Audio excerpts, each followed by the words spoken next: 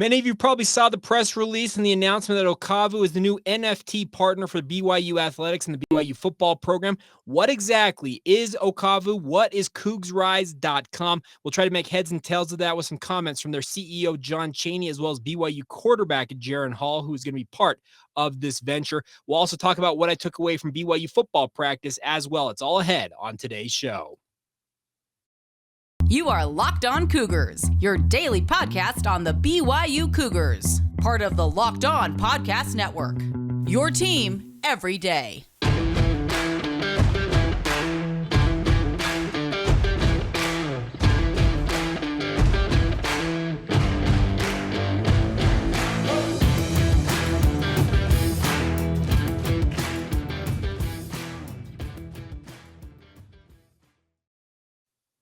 What is up, everybody? I'm Jake Hatch. Welcome into Locked On Cougars, and thank you for making us your first listen of the day. We are very proud to be part of the Locked On Podcast Network, where, of course, the motto is your team every day. And as such, we are your only daily podcast focused on the BYU Cougars. Our goal around these parts is to make you the smartest BYU fan in the room by giving you all the information you need to know about when it comes to the BYU Cougars, football, basketball emphasis, but we cover it all right here on the show. By way of introduction, for some of you who may be checking this out for the very first time, my name is Jake. I work for the KSL Sports Zone in Salt Lake City, Utah, as the executive producer of DJ and PK. But more importantly, I spend my off hours doing this podcast, and I am your host here every single day. All right, let's talk a little BYU football. But a reminder for you guys, I think we're upwards of at least 50 entries so far, giving away this really cool, it's actually a full zip pullover. I thought it was just like a half zip. It's actually a full zip pullover, royal blue. We're doing it for our 1,000 subscriber giveaway. We're over 1,300 subscribers at this point. Forgot to do it. We actually hit the 1,000 mark. But if you'd like to be entered to win it, it's really simple to enter to win. Just email us. LockedOnBYU@gmail.com is the email address. Send us a note saying you'd like to be entered to win. It is a size XL on the pullover. So if you do happen to win, we're going to put it into a random number generator, and whoever spits out the number is the lucky winner. They will be the winner. If it doesn't fit them, we'll find another prize we can get to them, and we'll make sure you're taken care of. So we're going to leave entries open until Friday. Maybe we'll keep it open over the weekend, but we're going to announce the winner on Monday. I usually record the Monday podcast on Sunday, usually Sunday afternoon, Sunday evening period. So if you'd like to be entered to win, get in now. Like I said, over 50 entrants already, and all you got to do, email us, lockedonbyu@gmail.com, and let us know you'd like to be entered to win this pretty nifty pullover. It's Nike. It's pretty sweet. I seriously am having reservations about giving it up, but I love nothing more than rewarding you, our loyal listeners. All right, with that out of the way, let's talk a little bit about what I took away from BYU football practice yesterday. As the media corps, we were able to watch about 20 minutes of practice, and it was a good day. Honestly, I thought it was a pretty good day overall. The crazy thing is BYU's defense, at least in the media portion, absolutely was dominant, especially the first string defense.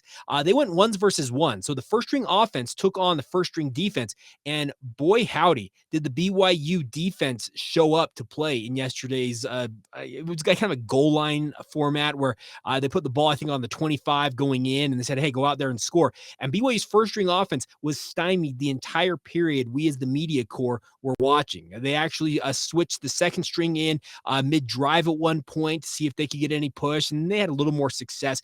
Funny enough, the play of the day was a strike, just absolutely surgical, from Jacob Conover to Braden Cosper on it was more of a traditional post route, but running posts in the end zone area, they're not necessarily true post patterns, but regardless, it was on the money, hit Cosper right in the numbers, right in the breadbasket, and he gets in for the touchdown. It was actually really, really good to see. Jacob Conover, by the way, kid's looking decisive. That's the thing about it. He looks night and day different from the player that we saw a year ago. I know that Utah State game has left a lot of people wondering if he truly can get it done in a game.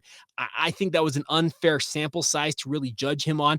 What I'm seeing from him in practice, and like I said, we're seeing 20-minute glimpses really of practice. We're not seeing the entirety of the 2-hour plus practices that are going on every single day. But what I have seen from him, Jacob Conover is making a very, very positive impression. But I also have to add this. One of our practice insiders, a guy that has hit me up for information, not hit me up, he has given me information for the better part of at least 3 years now.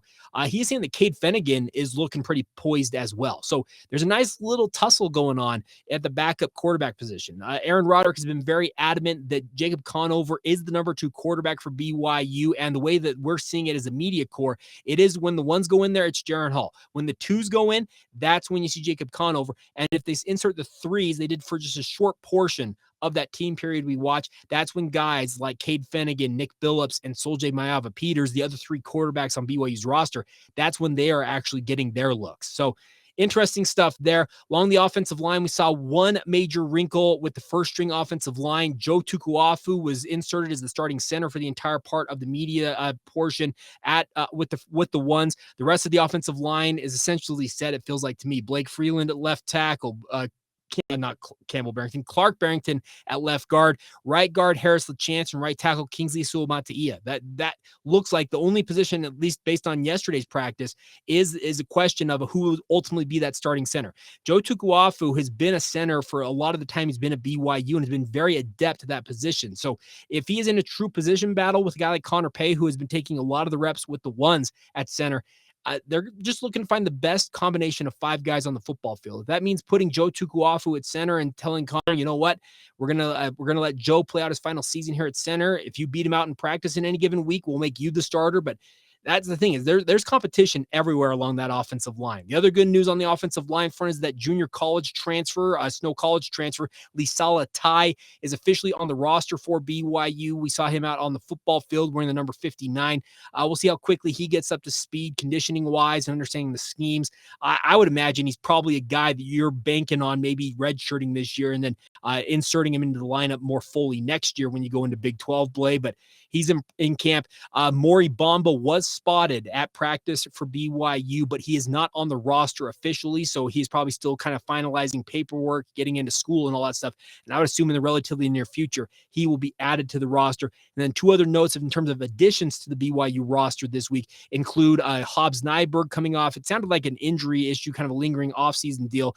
He is back on the roster wearing the number 23. And then Donovan Hanna, interior offensive lineman, a former tight end before going on his mission, he is back on the roster as well, wearing the number 77. So additions coming in, reinforcements for the BYU football program. That's a positive out there. Now, with regards to guys sitting out, we didn't see Puka Nacua. He was out on the sidelines. He was in his jersey, but he was not suited up to practice. Dallin Holker remains out for BYU, as did Gunnar Romney. We did not see any of those 3. Micah Harper was on the sidelines for BYU on the defensive side of the football. And right now, let me just be very clear about this. Whether it's an injury that these guys are dealing with, or it's just simply that they are just getting some extra rest. And at this point, I would imagine if you haven't seen a guy like Dallin Holker, like we haven't as a media core for over a week, I would assume that, I'm speaking for myself. I don't know this for certain. So don't quote me on this, but the length that he's been sitting out, it screams to me that he may just have a minor injury concern, and BYU is making sure that he's full go before he gets back onto the football field. That's the thing about this, is guys like Puka Nacua, Gunnar Romney, Dallin Holker, heck, even a guy like Isaac Rex. If Isaac Rex needs to sit out at all in practice, you don't need the entirety of training camp for those guys to be ready to play against USF. Let me be very, very clear about this. Training camp for those type of guys, in many ways, 1 to 2 weeks at the very most is probably all that they truly need to be ready to go. They are proven commodities. You know what you're getting with those guys. So I would not have much of a concern on that front. Now, a couple other standouts in the media portion of practice included Lorenzo Fauatea. He came unblocked, would have had a sack. They didn't whistle it down. It was weird. They kind of let the play out, even though he clearly would have just absolutely jumped. I think it was Jaren Hall at quarterback at that point. Yeah, it was the ones versus the ones. Also, Fisher Jackson, folks, is starting to really burst onto the scene. Some of you might recall last year, Pepe Tanuvasa, number 45, he was moved from his linebacker position to play kind of that stand-up rush end role for BYU, the OE, as they call it in their defense. And he was very, very effective coming off of the edge. But BYU felt like they needed to move him back to linebacker this year. And I think due in part because Fisher Jackson, based on what we've seen in practice so far, Fisher Jackson is just looking like a man amongst boys out there. He's been very, very active, getting pass deflections, getting whistle sacks. It's really fun to see what he's doing. I've talked about Fisher Jackson since he arrived at BYU. I had some people tell me that keep an eye on him. He could be a dark horse, a contributor for BYU coming in from Harriman High School. Well, if what he's showing right now is the real deal, he very much could find himself with a lot of playing time this fall. He's got to prove it actually on the gridiron when the bullets are live, the game's actually going on. But in practice, very, very impressed with what I'm seeing from Fisher Jackson. Keenan Peely had what appeared to be a whistle sack. I thought he was very good there. Tyler Batty continues to be a standout at defensive end for BYU. You can tell Tyler Batty probably has packed on another 20 or so pounds. The defensive line as a whole, these dudes look noticeably, I mean noticeably bigger this year for BYU. That is going to lend itself, I think, to better defensive line play. And if what we saw yesterday is indicative of how BYU's defense is coming along, folks, they may be a little more stout and a little more feisty than we, yours truly included, thought they might be going into the season. So some good things happening for BYU coming out. This is day 12 of training camp for the Cougars. And I got to say the defense by far won the day. By the way, one other note, just in terms of a storyline to pay attention to with the defensive line, I had a great conversation with Josh Larson, one of the guys who BYU is hoping that can really emerge this year at defensive tackle. I had a conversation with him. He told me, and we'll play this interview later on this week or maybe early next week. He said that he was 260 pounds last year when they took on Baylor. He said that was the game that told him he needed to bulk up, and he actually heard it from the coaches himself. What does he weigh now? 310 pounds, folks. He has packed on 50 pounds. And I can tell you this much, not a lot of that is fat. He just looks absolutely jacked out of his mind. He is buff, he is big, and he is burly. Geez, I was impressed. So defensive line, they bulked up, folks. Will it yield better results? The hope is it will, but only time will tell on that front. So some good things coming out of training camp. If you want to peg it that, hey, BYU's defense is showing a little bit of a spine, you can tab it up to that. I really thought that the defense had a good day. The offense, they seem noticeably frustrated with their inability to really get things going, especially during that media portion of practice. All right, coming up here in just a minute, who is Ocavu? What is this new NFT marketplace for the BYU football program? We'll try to make heads and tails of that. You'll hear from Jaren Hall, BYU quarterback, who has signed on as part of this NFT deal, as well as CEO of Ocavu, John Cheney. Had a chance to catch up with both of them. We'll talk about those guys and we'll talk with those guys here in just a moment. First, a word on our new friends over there at NHTSA, my friends. Any of you out there, many of you know that drunk driving is a horrendous thing. And many of you can think of the different scenarios that have been playing out. When you are imbibing, a few becomes too many. And as the evening comes to an end, people start to head out. You think of calling for a ride. Then you think, no, you know what? I live nearby. You can make it home okay. It's no big deal. What are the odds you'll get pulled over anyway? And even so, what's the worst you could happen? Your insurance rates go up. You lose your license. You lose your job. You total your car. You kill somebody. Everyone knows the risk of drunk driving, my friends. The results are tragic, and often deadly. However, that doesn't stop everybody from getting behind the wheel while under the influence. That's why police officers are out there right now looking for impaired drivers on our roads. They are doing it to save lives. So if you think you're okay to drive after a few drinks, think again, play it safe, and plan ahead to get a ride. It only takes one mistake to change your life or someone else's forever. Remember, drive sober or get pulled over. Thank you once again for making Locked On Cougars your first listen of the day. Always appreciate you guys checking out the show. It's a ton of fun to sit down and talk all things BYU with you guys.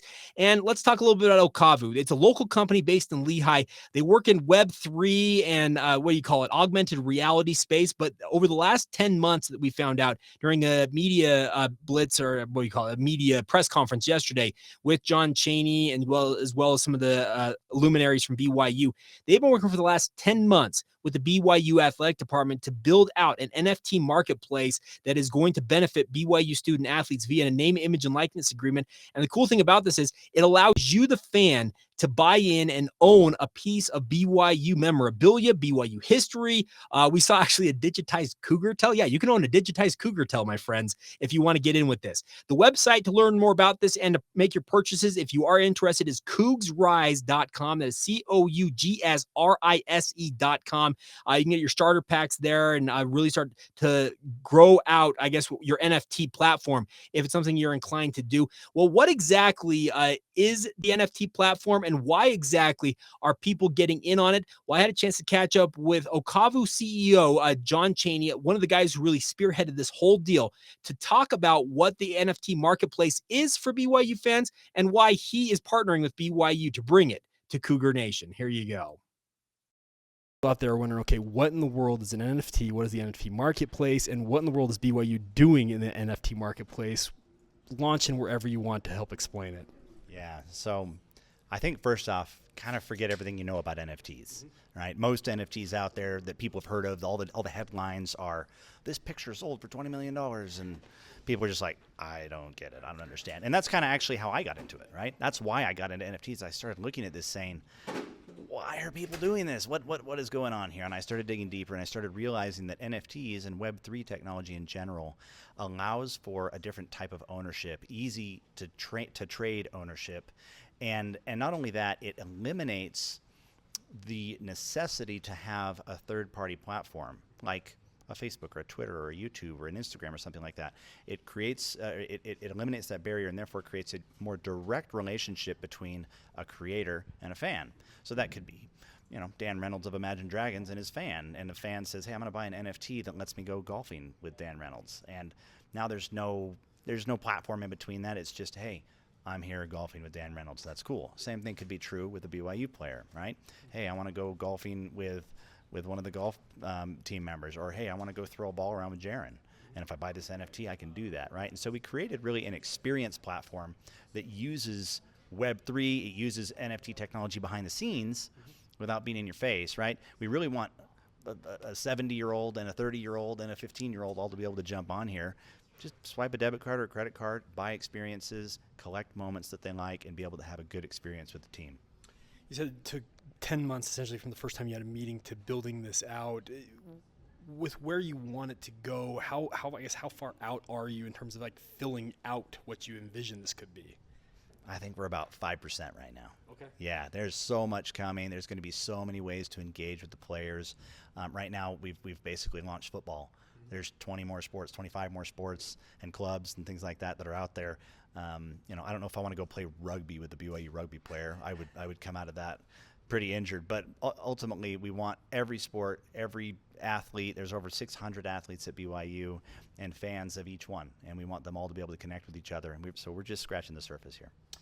With Ocavu, I've talked with a Built Bar, like Nick Greer, the CEO of Built Bar. He says that he wants to expand this out, like what he did with BYU. He wants to do it at other universities. Do you have a vision that Ocavu could do this for other universities, or is this simply you want to just do this just for BYU?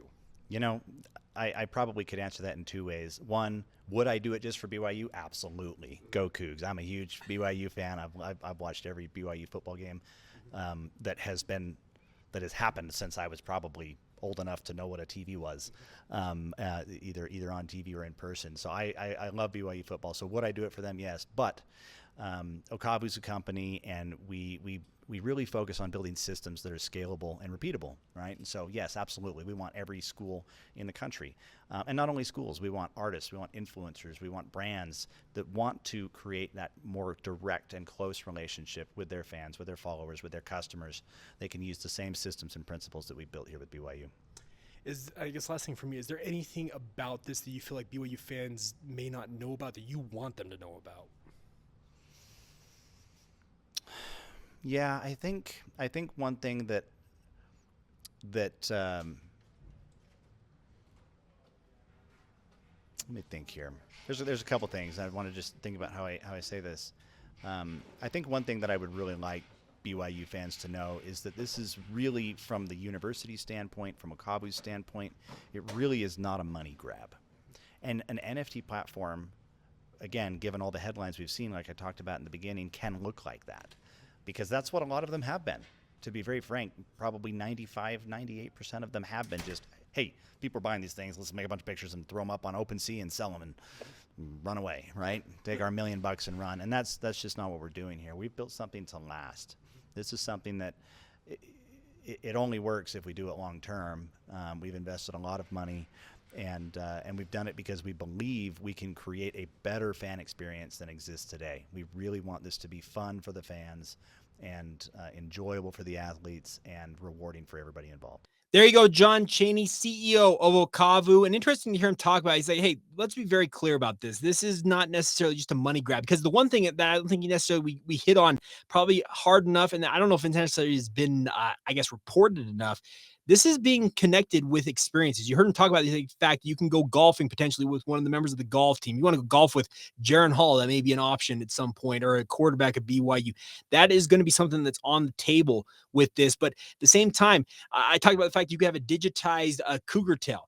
They were saying that Cougar tail may be linked with, you go to BYU sporting events and you get a certain amount of Cougar tails just for free for owning that digitized Cougar tail in the NFT marketplace. So very interesting stuff all the same. And for a player perspective, why would a BYU student athlete want to be a part of this? Well, none other than QB1 himself, Jaren Hall, is part of this. And by the way, I probably should also notice this. While that was playing with John, I apologize that the audio got a little bit off track just based on what I could see. So if you're watching this on YouTube and you saw his mouth moving a little bit different than the actual words were coming out, apologies for that. It's kind of the world of technology out there. I don't know why it did that, but you know what? Hopefully we'll have better luck with Jaren Hall. And that's the guy I wanted to ask about. Why in the world is a BYU student athlete, especially of the caliber of a guy like Jaren, who he's got a lot of stuff on his plate with regards to name, image, and likeness? Why did he want to partner with Ocavu? Why is he doing this? Well, let's ask him. Here you go. You, as your starting quarterback, what made you want to jump in on this? Ocavu is a great company with good guys. When he came in and they gave their pitch to us on what they'd be doing, you can just tell they were genuine guys, wanted to help us out. And I think that's the first thing in any kind of business endeavor you get into, is just knowing you can trust the people you're working with. They're like-minded, like-mannered individuals. And I felt like that person that they were. And then obviously just like the NFT space is something that's really undiscovered so far. You see some people do really well and some that do not so well. So there's just sky's the limit on it. And obviously when you can partner with the university and receive, using the trademark and the logos, it helps a lot. So I think it'll be something cool to be a part of. You as a quarterback will have kind of what I would imagine would be an inordinate amount of NFTs popping up / already available. But how do you balance that? Because I know like the Built Bar deal was geared towards everybody on the team benefited from it, but this is more of an individual deal. How is that going to balance, you feel like, within the team? Yeah, no, I think that's the point, is finding ways to make it balance out. Any position that touches the ball more will receive more opportunities, and that's just the way that goes. I think you've seen that in NIL space. Certain positions have more opportunities to get into business with people, and it's unfortunate that it works out that way, because any good teammate wants to see everybody thrive and receive benefits. So, but I do think that the Ocavu has such a great business plan and business model that everybody, throughout the team will be able to benefit. And then I got a great marketing agency that helps me with ideas, and hopefully we can find ways to get everybody else involved, with whatever opportunities I can get from that. When I talked to Ben about this, Ben Bywater, and he mentioned the fact that you guys have had other opportunities with NFT platforms that have come up in the last year since NIL became something that you guys could deal with. What made you guys, what sold you on Ocavu? Again, just how good of guys they were. How honest in their delivery with what would take place, the opportunities that would be there from it. And then also for me personally, I just haven't looked into the NFT world enough. That in the past when the opportunities came up, it just nothing that grabbed my attention. But this one definitely, the delivery and the opportunity just caught my eye, and I just thought it was something that, may as well be a part of with the rest of my teammates and see what we can do. With NIL stuff, and this is just more of a general question, but how do you balance all that? Because you've got a lot of things on your plate. You're a father, you're a husband, you're a starting quarterback for a Division I football team, a top 25 team, I guess I should say. And then this, in addition to that, how do you balance it all? Prioritize. For me, my family, my wife and my daughter come first. Following that, it's football and, my school and my church responsibilities and all other things. And then, NIL stuff all comes after that. If you're not a good football player, if you're not a good football team, you don't receive those opportunities. So I think the mindset of trying to worry about all that first is really damaging to you. And so for me, since this all came about, was just focus on football, hire good people around you and work with good people around you who can take care of all that stuff for you, so you can just go be you. And I'm fortunate enough to have that. So I can just focus on taking care of my girls when I'm home, doing my schoolwork and playing football, and everything else just kind of comes after that. Okay, what is the most, in your mind, what you think is the most rare NFT already available for a Cougar fan that could get for Jaren Hall? Oh, shoot, I couldn't even tell you. That hasn't even been on my mind since the last meeting a couple months ago, to be honest. So this is my first day really thinking about it. We'll see. I did see they had a Cougar tail up there, though. Cougar tail NFT, that looked pretty good to me. Buy your NFT, the Cougar tail, get 5 free, I think, at the stadium. So that's not my NFT, but it's very unique. I might have to give me that one personally. So that's probably a good one for the fans to go get your Cougar tail. And with the experience factor of all of this, is that something that you really embrace, like the ability to connect with fans on a different level? Yeah, absolutely. I mean, that's the cool thing about the digital world. Cool thing about NIL is just the opportunities you have to meet more people, to learn from other people, and then just to create relationships for the years to come. I think the NFT is all built off of experiences from games, and that's something that players and fans share. I mean, there are countless games last year I think about that I know players and fans were, the Utah game for one, right? Rushing the field, being together, those types of feelings and experiences you never forget. So having something like this to hold on to forever, to have on your phone or your computer, it's pretty cool to see how technology's kind of helped bring that all back. One of Dennis Pitta from years ago. That's stuff that, some fans that were at that game back then, they can now, have another memory of that in their hand on their phone. So it's pretty cool. It's awesome. There you go, Jaren Hall, and a very interesting conversation. So apparently I missed that part. So it's 5 free Cougar tails if you get the digital Cougar tail at the stadium. So there's some interesting things with this. And you heard him talk about the fact he wants to connect with fans, and it's an opportunity for him to do that. Jaren's got a lot on his plate. As I said, he's a father, he's a husband, he's a student, he's a starting quarterback for a top 25 program. He's a guy who's probably got NFL aspirations after this upcoming season. So it's a very interesting situation all the way around for him as he tries to balance everything in his life, but at the same time, take advantage of opportunities with name, image, and likeness. And a big thank you to him for taking some time to talk with me about this and why he would want to be involved. So if you want to learn more about it, you want to get involved, you want to purchase your own versions of these NFTs, you can get their kickoff series packs. They're available now. CougsRise.com is where you can go get those and get involved with Ocavu, BYU, and of course their new NFT partnership on CougsRise.com. All right, coming up here in just a moment, we'll round out today's show. A fun event if you're a BYU football fan that wants to interact with players like Jaren Hall. Well, your chance to do it is tonight at BYU. We'll explain more in just a moment. First, though, a word on our friends, not a new local sponsor, one of our longtime local sponsors, our friends over at Intercap Lending. There is a reason that no lender helps more families in the state of Utah with their mortgage needs than our friends at Intercap Lending. And the reason, simply put, Intercap gets deals done, my friends. They feature a quick and simple process, closing loans 2 weeks faster than the industry average. And although fast is great, the ultimate goal is to create a stress-free home loan process for you, the consumer. And that is what Locked On's personal loan officer over at Intercap Lending, Steve Carter, has been delivering to hundreds of Locked On listeners since 2018. He's helped David Locke. He would love to help you guys out as well. The best part is this is not a fly-by-night organization. They haven't popped up and gone away. They have got 44 years of experience. They were founded in 1978, and they are based here along the Wasatch Front in Utah, but capable of helping anybody in more than 40 states nationwide with your mortgage needs. You want to get involved. You want to get some answers that you may have questions about a refinance, a new purchase, a new home build. No matter what the situation you find yourself in with regards to your home mortgage needs, call our friends over at Intercap Lending. Talk to Steve. His direct number, 385-800-8528. That is 385-800-8528. I can promise you will not find a more responsive loan officer. Steve is absolutely phenomenal. If you want to learn more, you can email him also, scarter@intercaplending.com. And when you mention that you are a listener of Locked On Cougars, or you mention my name's Jake Hatch, you can have us reach out, or you can just mention it to them and you'll get a corporate rate discount. Think about that. A discount from our friends at Intercap Lending. Get more information at intercaplending.com. That's Intercap Lending with Steve Carter. 385-800-8528 is his direct line. That's Intercap Lending, NMLS number 190465. Intercap Lending is an equal housing lender.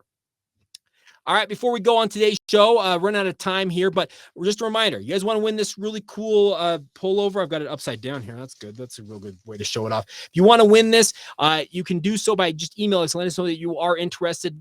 LockedOnBYU@gmail.com is the email address. If you want to message me on social media, if email's not a thing you want to do, you can do that as well. Just reach out, Locked On Cougars, Facebook, Instagram, or Twitter, or my Twitter handle, Jacob C. Hatch. Any which way you want to reach out, happy to get you in on the drawing for that. Like I said, we'll keep entrance coming in until the end of the week, and we'll make the announcement on Monday's edition of the show. All right, final thing before we go here is the 17th annual Cougar Kickoff is set for tonight. It'll be taking place from 6 to 8:30 at the practice fields north of the Student Athlete Building. If you want to go out on the fields where we as the media watch BYU football practice on a daily basis, this is your opportunity to do that. It also is going to feature a tour of the new BYU football locker room and weight room.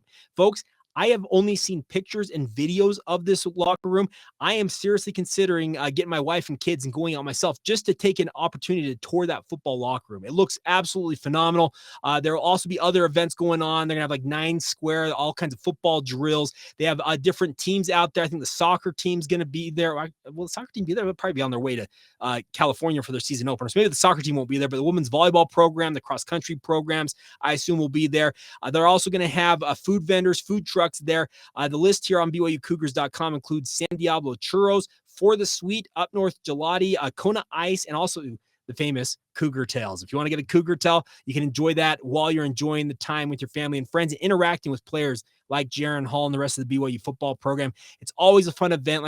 Like I said, 6 to 8:30 at the practice fields north of the Student Athlete Building. You can park down there. I know that with Education Week going on, parking at BYU is a little bit of a bear trap right now, but if you want to get down there and enjoy it, I would encourage you to do so. So once again, 6 to 8:30 tonight, if you want to go out and support BYU and have some fun along the way. All right, that is going to do it for today's edition of the podcast. A huge thank you once again for making us your first listen of the day. Want to encourage you guys now to go make your second listen. Our friends over at the Locked On Big 12 podcast. Yours truly was part of their weekly roundtable. You can get that edition wherever you get your podcast for free. Josh Neighbors is the host and does an incredible job covering all things Big 12 conference. So check that out, my friends. And until tomorrow, have a great rest of your day. This has been the Locked On Cougars podcast. See ya.